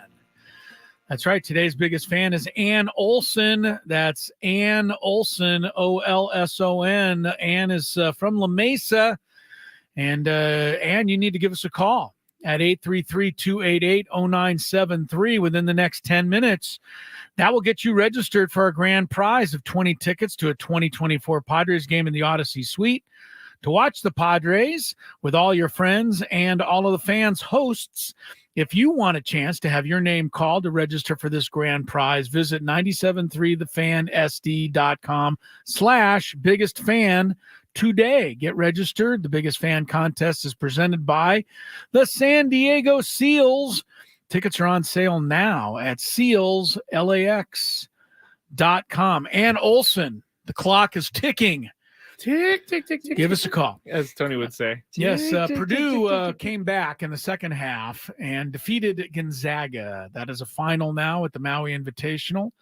73-63. Purdue improves to 4-0. The big fella, Zach Edey, had 25 points and 14 rebounds to knock off the Zags. I'm so glad you said his last name because I was literally about to get on the mic and I was about to call him something else. So Edey works for me. That is him. Edey. All right. Yeah. I couldn't even remember his name. So I'd like to see Luddy face Ed. Yeah, but I don't know that the Essex will get a shot at Purdue this year. National championship, baby. I don't know that Purdue's going to get that far. I like the way you're talking. They couldn't even Mr. get past Ello. Fairleigh Dickinson in the first round last year. So Fairleigh was a little bit of was fairly difficult for him. Hello. Shots fired. that was great. All right. We got to open up the phone lines here, and not only for Ann Olson, but to get you guys in line. Are we playing Chris versus the fans? We today? are. Well, apparently nobody's aware of that. So let's fill everybody in. 833-288-0973. Give us a call. Yes, if you would like to play. Maybe you've always kind of wanted to play and think I can never get through, or you never can get through. You try and just can't get through. Guess what? Now you could get through. Skraby there's a bunch of lines open. Yeah, sometimes if Skraby recognizes your name, he will not answer your phone call. Thanks for telling everybody. All right, secret Clara out Thompson. There. Her name is Carissa. I not don't Clara. know what her name is. Thompson. Every time somebody lies now, it's just going to be a Carissa Thompson. Clara. I don't know. I haven't taken the time to learn her Carissa. name. Carissa. Not with an L. Not Clarissa. Carissa. Yeah, good for her. Good for her. SFT Hanks. She's a national embarrassment now. At least I own up to my mistakes. Strong question. Hey, true. All right. 833-288-0973 to play Chris versus the fans. And while you call, I will remind you that if you win, you're qualified for the grand prize. 2-night stay, Resorts World Las Vegas. 2 tickets to Luke Bryan, country music superstar Luke Bryan.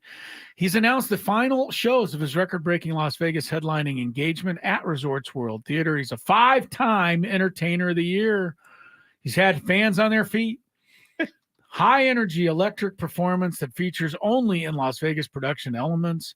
Final show dates run December 29th through January 6th. Tickets on sale now, rwlasvegas.com, or win them here. Oh, that's me. That's your cue. If you had one shot, one opportunity to take down the human almanac himself, howdy do. Now is your time. Listen to me, this guy is dangerous. Now is your opportunity to win a prize. Well, I hope you know what you're in for. Chris versus the fans starts now on 97.3 The Fan. All right. The rules. You have to make it through 3 questions. Each question will get more difficult. If you get the question right, you move on. If you get it wrong and Chris gets it right, you're eliminated. But if Chris gets it wrong, then you move on to the next question or you win. I believe on Friday, Tony, remind me, but I think it was a perfect game for a player. Indeed. Yeah. It was indeed. So we didn't have to use any of the questions except for those 3, which I'm a big fan of.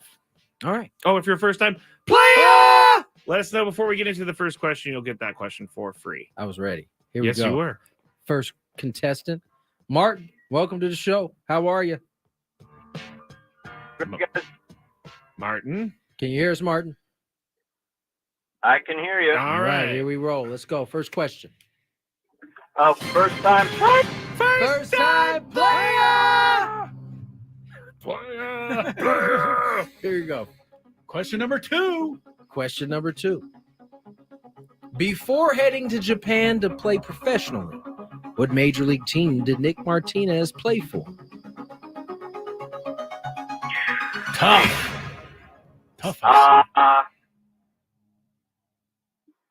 I'll make a guess and say the Mariners. Mariners. Stay there, Martin. Mr. Ello? We did interview him at spring training. I think I remember that he said Rangers. Oh, Rangers. Sorry, Martin. Thanks for playing. Sorry, Martin, but thank you. Play again. Be a second-time player. Am I reading the second one correctly? Yeah, that's what's on my screener. Banna. Welcome to the show, Banna. Hey, what's up, guys? How you doing? We're doing well. Good. All right, I'm a first-time player. First-time player!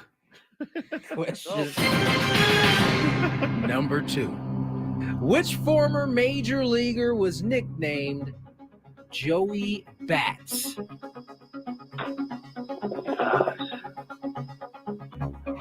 Joey Votto? Joey Votto from the Reds. Stay there. Yeah, I think that was Jose Bautista. Jose The Bautista. Toronto Blue Jay. I'm sorry, Banna. Sorry, man. That Call Thank back. you. is correct. We move to our next contestant. Chris just like ruining every first-time player's fun. Steve, come on down. Dun, dun. Hello, Steve. Yo, what's happening? Hey, Not Steve. much. Here we go. First question.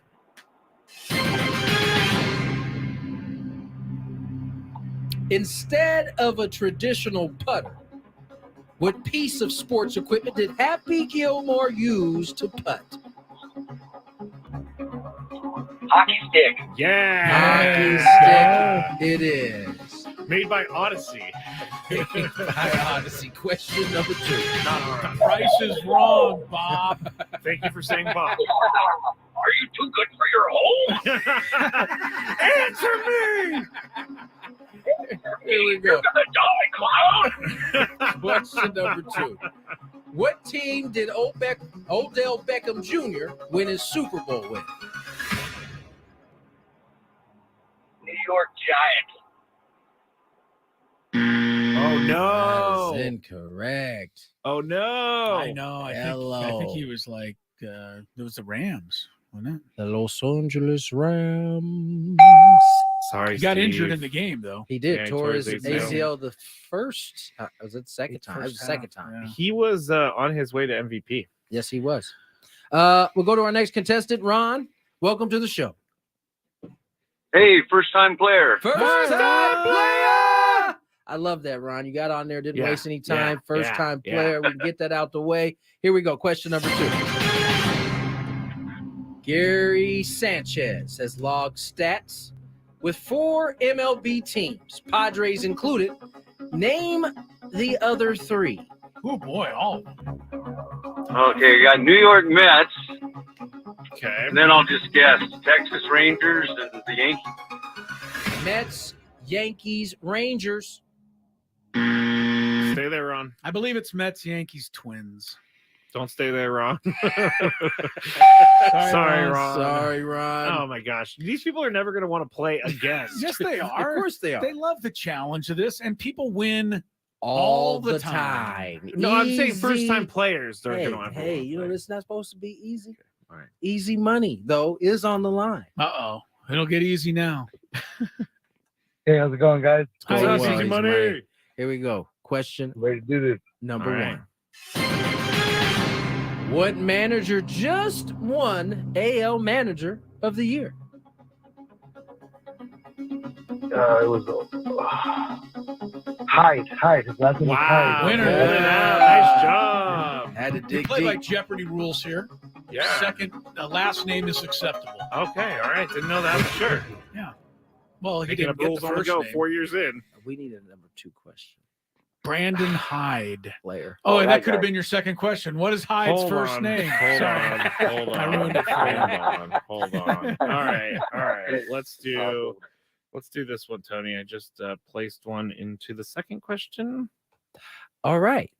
Where did Amon-Ra St. Brown play college football? I was looking up his stats today. Really? I'm gonna take a flyer and say Georgia. Georgia. Oh, man. Stay there though. Yeah, I don't know this one. I didn't know this one either. Yeah, Amon-Ra St. Brown. Don't recall him in college in any way, shape, Me or form. too. How about Mississippi State? Mississippi State. The Bulldogs. Wow, He easy wasn't money. a Bulldog. All right, easy. You're good. Who was it? Let's go. Who Fight was it? on, folks. Fight on. Oh, He he's was a USC? Trojan. Yeah, What? Do you remember him there, Tony? I do. Oh, you do? All right. I never had any idea. Man, I had no They idea. weren't very good, but he was there, killing it. Surprised that he didn't stand. I didn't hear of him. All right, easy money. On to question number 3. For the win. What team did Bud Black start his major league playing career with? Ooh, that's a good one. I'm gonna go with the Royals. The Royals. It's a great guess. Great guess. It can't be a great guess because it's the wrong answer. Right. The better guess would have been Mariners. Oh my Well, that goodness. wouldn't be a guess because that would be the answer. He coached me when he was with the Mariners at Oh, San Diego all right. State. Well, then so that makes I kind of sense. recall that. That makes sense then. All right. Well, easy money. All Nice right. try. Sorry, Easy. We are gonna Good have to effort. do a tiebreaker. Skraby has run out of questions. Tiebreaker. Oh, No. Brandon, you shouldn't have hung up, bro. All right. Let me give you a tiebreaker name. Oh yeah, please give me a name. Olden Polynice. Oh wow, I remember that guy. University of Virginia. Yes, Okay, that is weird that you know that. Cavaliers. He was Olden- also Was he I a bel- warrior at some point? He was a He was Seattle everything. Supersonic for a He while. was a Oh my king. gosh, his jerseys are all over the Yeah, place. he was everything. He I was a believe that king, a Sonic, a Jazz, a Clipper, and a Piston. I believe he's the player that the Bulls drafted for the Supersonics. So the Sonics drafted Scottie Pippen for the Bulls. Yeah. That worked out well for the Bulls. as Bulls it had a turned lot out. of those Yeah. things that worked out for Yeah, them. that worked out nicely. for Worked the out Bulls. nicely, you say. All right. Yes. All right, let's go to our next contestant, Jeremy. Hi, Jeremy. Hi, Jeremy. Hey, what's going on, boys? Not too much. Well, you know how the tiebreaker works, Jeremy. I'm a first-time player. Oh, well, you're going to save that. Yeah, How save you want to that do for this, another Mr. time. Skraby? You're going to save that for another time. So he's not getting this counted against his no, first because we player don't have eligibility. we don't have any provisions about tiebreaker questions being first-time All player. right, fair enough. So Now I'm going to have to write some new bylaws into the Jeremy, next time you call in, you still can say, I'm a first-time player.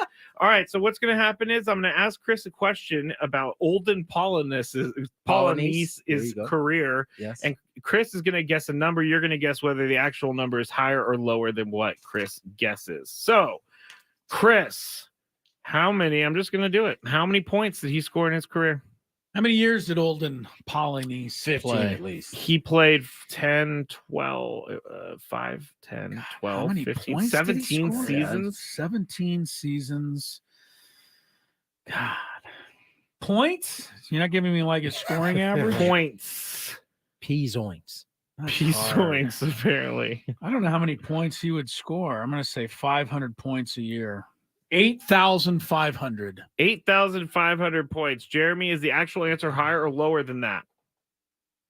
Man, it's tough. I'm gonna go lower. Lower. Is correct. Stay there, Jeremy. I got to get you in the break. Very good, Jeremy. Chris, you have an It's uncanny impeccable.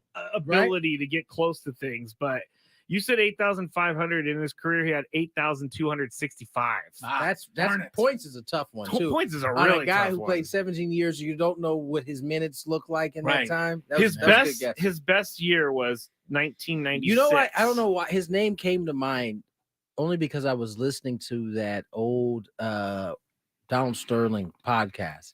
And the ESPN and Olden one? Polynice is highlighted in there as one of the players that Donald Sterling used to take his, friends down and like look at. I don't know if you've ever seen Olden Polynice. This dude is like shredded, He's he's massive. massive, and was like, just making it Really weird. Almost like when you say take him down there, what like do you into the mean? locker room To do what? Alden Pauly tells a story. He has like a towel on. He's getting ready to take a shower, and he brings all of his buddies in there, and they're like examining him like a What? species. Yeah, no, this is real story. This is part of what made Donald Sterling such a diabolical dude. I don't remember this part of the podcast. Yeah. I would definitely remember that. It's in there.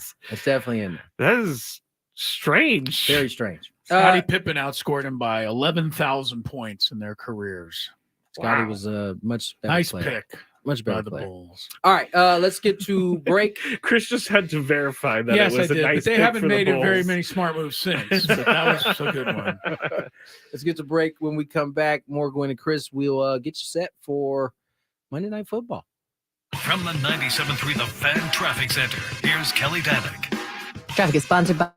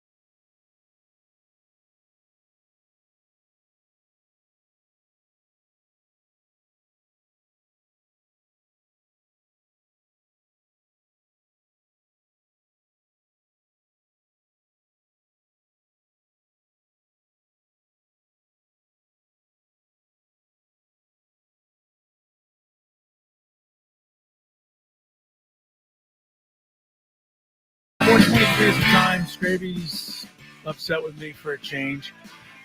Chiefs and Eagles got Monday Night Football coming up.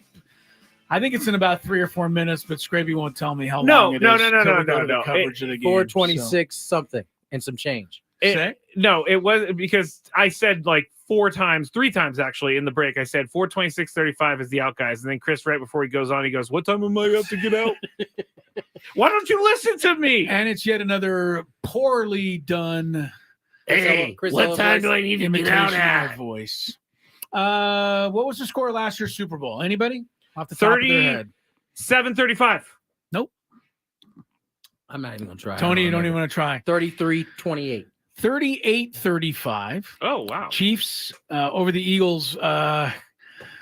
Harrison Butker made a game-winning field goal with, I don't think, any time remaining. Was it because of the defensive? The defensive holding penalty against the Eagles allowed the Chiefs to run the clock all the way down Yes. before they kicked the game-winning field goal. Bradbury, I believe. And, it was a hell of a game. The Eagles led 24-14 at halftime.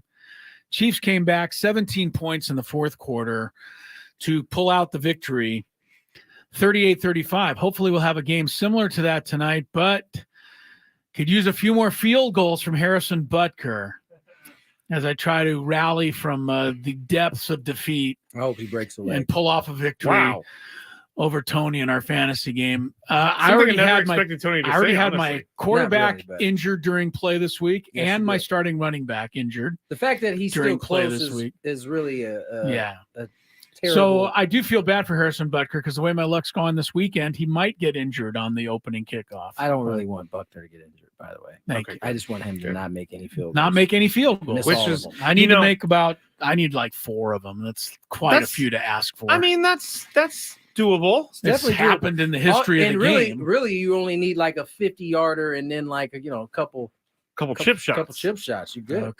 Okay. Well, thank you very much for all the confidence you have in me, Tony. Or you could be like me and Tyler Bass, where I have stuck with him for the past month, and he's got nothing but average of 2 points a game. And then yesterday he has like a huge game. Did you not start him? No, I cut him. Oh, that's what you get. He's averaged 2 points for the last month. Skraby's got Swift and Kelsey going tonight. Yeah, DeAndre Swift, not Taylor Swift. How many points do you need? I'm leading by 4. But his godson has you closed the gap. His godson has AJ Brown and Jalen Hurts. So I'm really hoping for a great Chiefs defensive performance tonight. One good thing that's good I about need a good this performance out of Connor. This game tonight, Eagles Chiefs. A lot of people have fantasy implications one way or the other. So enjoy the football game. It's coming up about 11 seconds from now. We'll go to coverage because Skraby told me the exact time we're getting out. That's how it works. Multiple times, apparently. Multiple times. Tony knew it. Tony shook his head every time. He's like, "Yep, I know it." I'll be out and about officiating high school basketball tonight. If you see me, try not to yell at me too much. I have to put up with Skraby all day. Heckle him. Heckle him. Jeez. What kind of call is that, Blue? Yeah. There's no blue out there. Come on, man. I don't hear that one too much. Oh, by the way, I went out and everything else. Tried to touch rim. Don't tell us. Don't tell us. Okay. Don't tell us. All right. We know you came up short. With a little bit of training, I think I'm going to get there. Okay. For Tony, for the leaper himself, it is the Lord of Leaping. Chris Matt Skraby, Tony Gwynn Jr. Enjoy football. Talk to you tomorrow at 2.